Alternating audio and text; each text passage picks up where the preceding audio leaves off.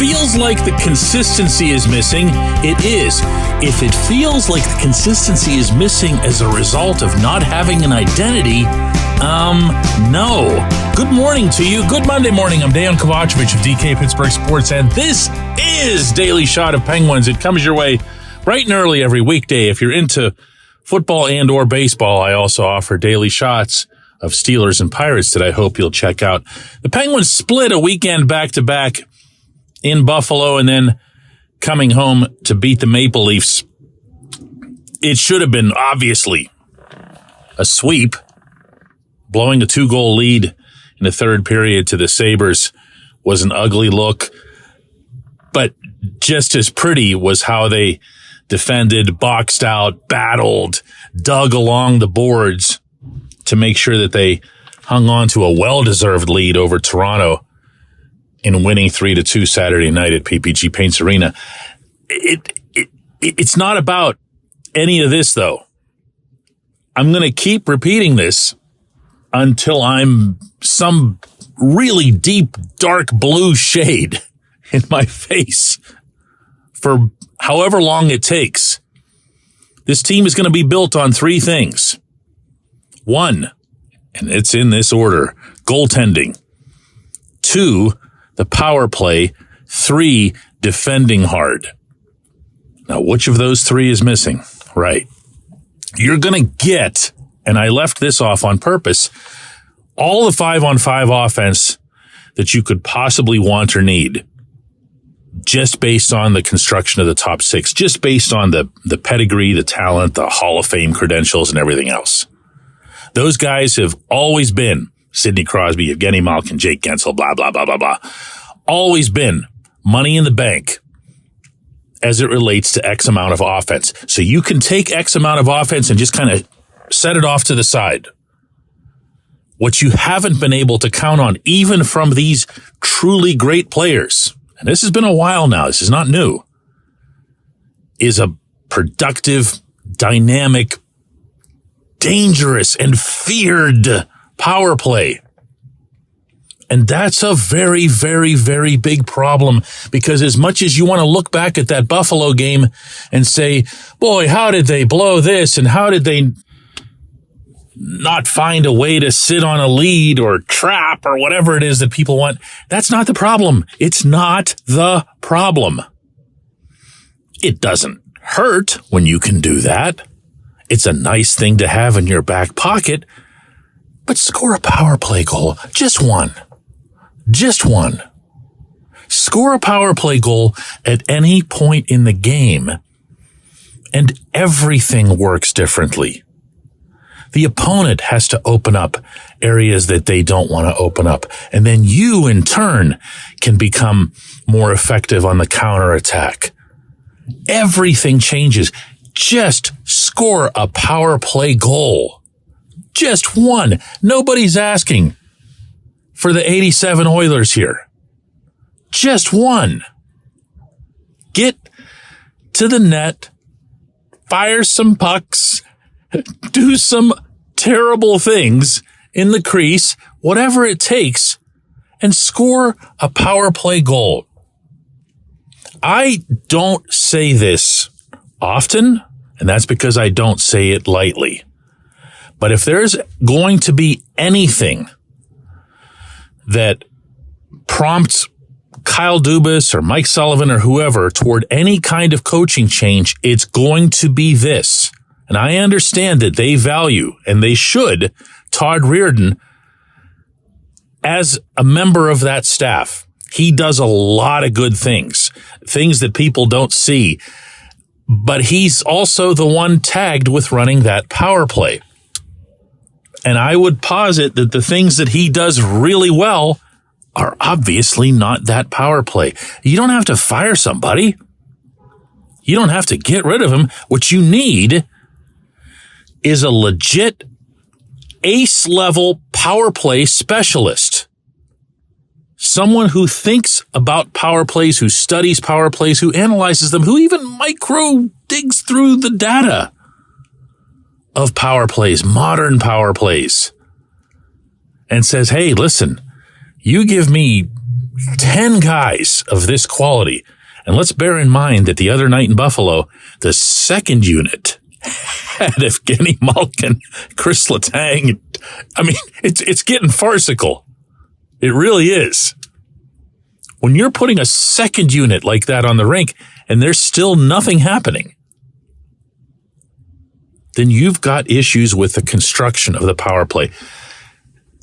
Seize this opportunity, this rare and golden opportunity with all of these superstars, all of them legitimately humbled, legitimately looking for answers to say, hey guys, we let you do it your way for a long time.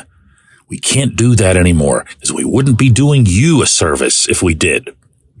So here, meet, I don't know, Gord Smith over here, ace power play dude. Gord Smith comes into Cranberry and says, hi, I'm Gord Smith. Nice to meet you, Mr. Crosby, Mr. Malkin. But the way you've been doing things here, no, okay? This doesn't work. And between the fictitious Gord Smith and Sullivan and, I mean, get Reirden out of the room. This isn't happening, okay? You say to them, you are about to be coached. We'll listen to what you have to say, but you are about to be coached, and that includes from the personnel standpoint. This could be the thing, insanely enough, that keeps this team out of the playoffs, never mind out of contention. That's nuts. That's nuts. Do I have to run through the names of these participants again? Do I have to go through just Erik Karlsson's own credentials? And the fact that these individuals are still performing at a very high level when it comes to 5-on-5. It's not like they've become defective. It's not like they've slowed down. It's harder to score goals, theoretically, at 5-on-5 than it is on a power play. Wow, this is nuts, but do something about it. When we come back, J1Q.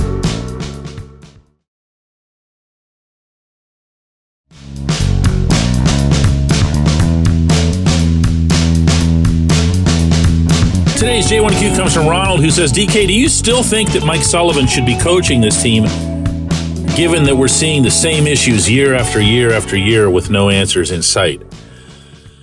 Yes, I do. I'd be very surprised if you ever see me waver on that one. I believe in this man. I believe in him as a coach. I believe in him as a leader.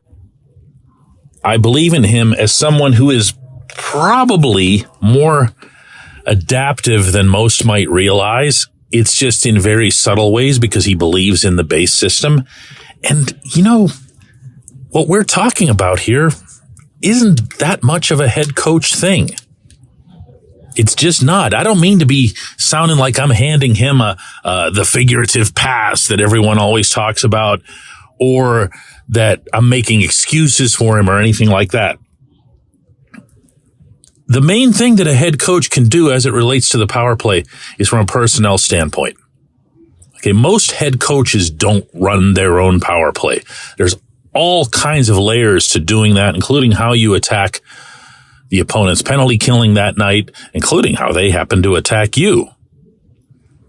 The main thing that the head coach can do is empower and facilitate the changing of personnel if it's needed. And you know what? I don't know how much more Sullivan can show on that front than what he did the other night in Buffalo. I mean, he took one of the best players of all time and put him on the second unit. He has already taken the best defenseman in franchise history and put him on the second unit. So it's not like there's some lack of willingness. And if you want to get into weird stuff like take Sidney Crosby off, then you're the one who's lost your mind. The answers aren't coming from the players who've been running the power play for a long time. The answers aren't coming from Todd Reirden.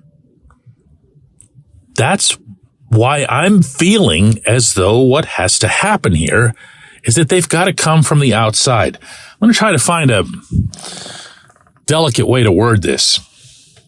But there are people who've been around both the franchise and around hockey for a lifetime, who watch the Penguins on a regular basis, who believe they have some answers. To my knowledge, they've never been consulted. They're right there in-house. They're right there in-house.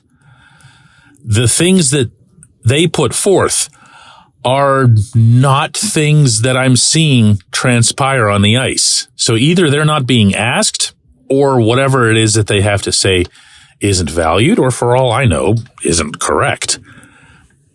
But here's what is certain. What's going on down there at ice level is wrong, because it's not working. And you need to open these things up. You need to open these processes up to other voices. And that much is on the head coach. So I would be both disappointed and, to be honest with you, surprised if that doesn't happen in the very, very near future. I don't just mean whoever, that's in the building. I mean just getting ideas from someone else, from somewhere else, to try to figure out what's happening here. It's not execution. You can't pin this one on just execution. There are too many great, and I'm underlining the word great, players on the rink for it to be about execution. These guys can make plays, to say the least. But they're making the wrong ones, and they're making them out of the wrong formations, and they're doing it with the wrong objectives. Yes, to answer your question, definitely not avoiding it. I believe in Mike Sullivan, but he's got to fix this. I appreciate the question. I appreciate everyone listening to Daily Shot of Penguins, and we'll do another one of these tomorrow.